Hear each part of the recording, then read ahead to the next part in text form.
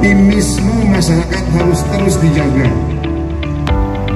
Berdasarkan data yang telah Polri terima, saat ini Indonesia telah memiliki 19,5 juta vaksin yang sudah didistribusikan sampai ke tingkat kabupaten atau kota.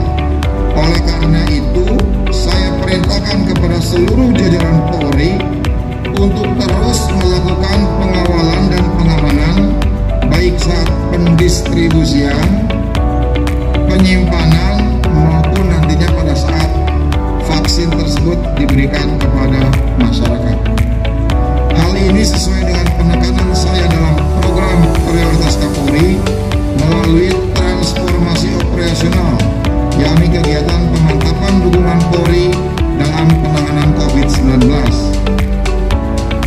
Pemberian vaksinasi COVID-19 yang akan dilaksanakan sepanjang tahun ini tentunya membutuhkan tenaga kesehatan dengan kemampuan sebagai vaksinator.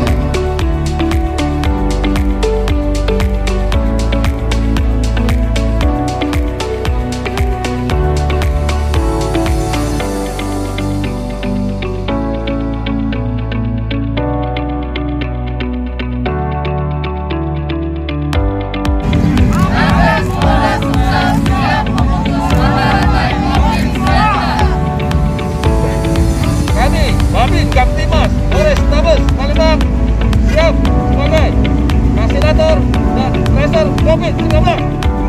Polrestabes Palembang, jalan!